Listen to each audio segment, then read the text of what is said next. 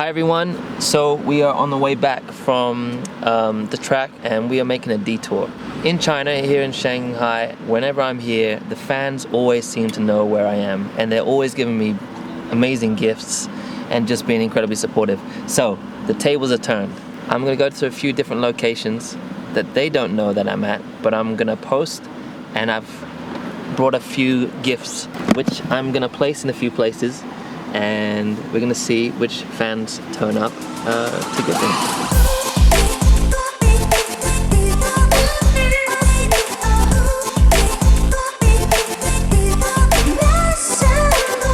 Okay guys, so the first little clue that we're doing, put this here.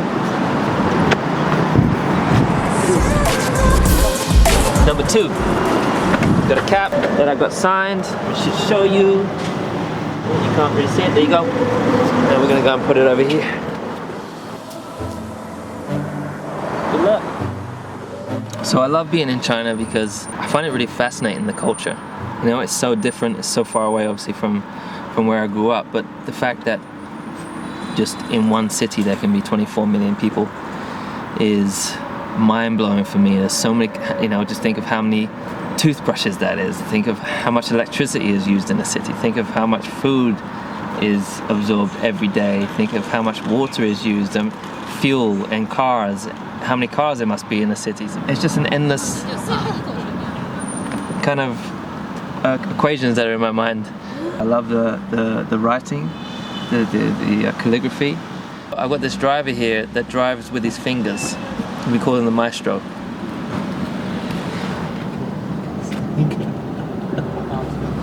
He drives like this. He's been my driver for years. I barely even know him. He doesn't even ever really talk. He's just always quiet, but he's always nice and always got a good smile on his face. I think really the most amazing thing is the fans that I have here. You know, growing up in Stevenage in England, I just never thought that I would have fans. I don't know, it's not something you think of when you dream of being an artist or a sportsman, or, I mean, at least it wasn't what I thought. When I arrive and I've got people outside at the airport, when I've got people at my hotel with flags and just so generous and so giving, you know, to like go out of their way to bring light into my life, it really means a lot. So Team LH China is growing. I've seen pictures on the Team LH China Instagram, for example, where they get together in one of the apartments of one of the group members, and there's British flags everywhere, and they all get together to watch the Grand Prix, and that just brings me such happiness, you know, because it's pretty neat to be able to bring, even if it's a small group of people together that have taken the time to then come in and focus all of that positive energy towards one person, you know. I think it's pretty neat, so, and it means the world to me. So, you know, I really want to come here to China and I really want to deliver for them, but I think there's a little bit here going around and sneaking gifts in different places. I don't know how these guys know where I always am, but it's almost like they have a tracking beacon on my car, so it'll be interesting to see if any of them find where I'm dropping these little gifts that I have. I hope that you enjoy them. Xie. So this is the third item. This is where we are, School of Shanghai.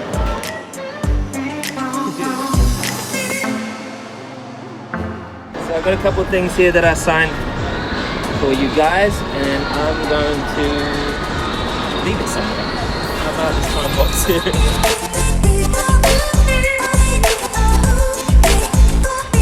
So it's not really that exciting. When I finish at the track here in Shanghai, it's a long way back from the track to the city, usually where I stay. I stay at the track till quite late, sit with the engineers, like for example, just now, as being a Thursday, I was with the engineers. We had a couple of extra long meetings.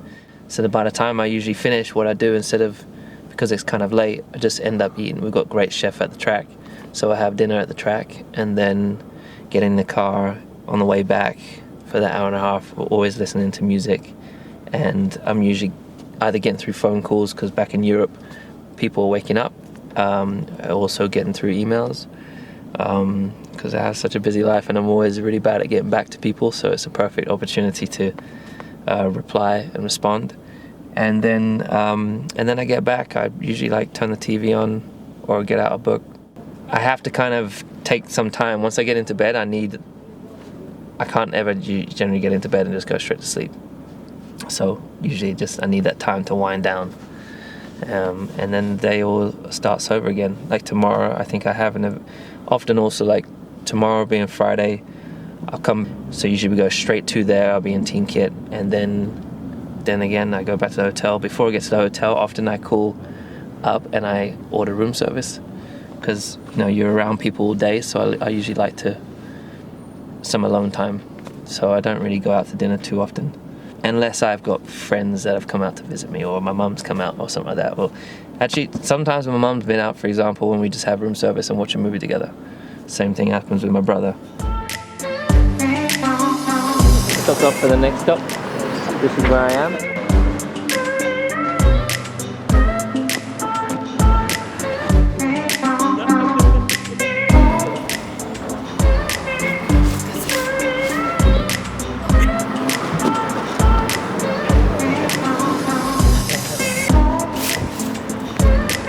Good luck in finding it.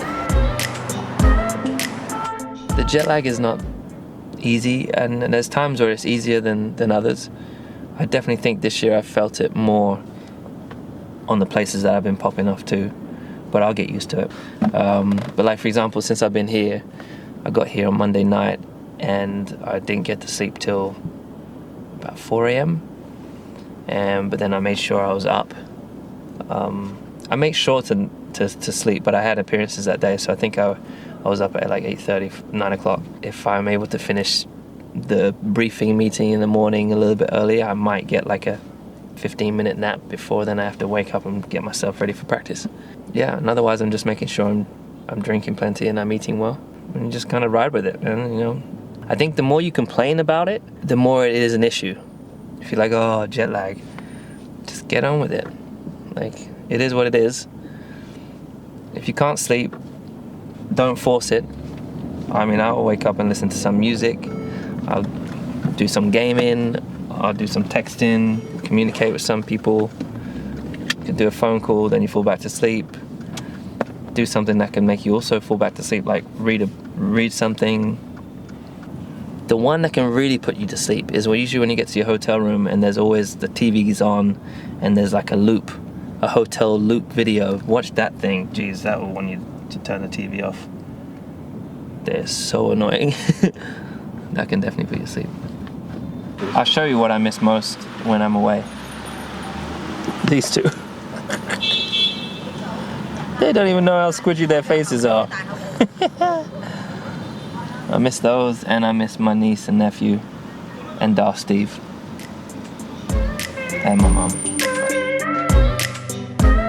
Okay, so this is the Mercedes-Me store, which is opening up on Saturday night. So watch this space.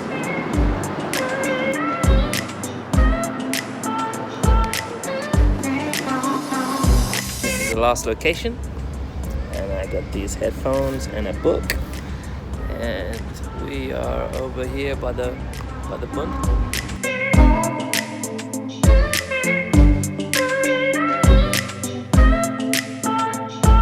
This is a great way to get to see the city. Go around dropping off gifts. Ni hao. 没有，我现在在。 Ni hao. Nice camera. Are you spying on someone? Ni hao. Okay, we'll drop the next ones here.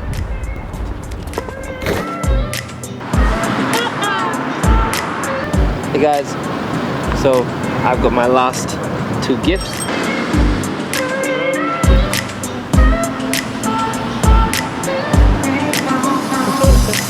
Hi! Hi!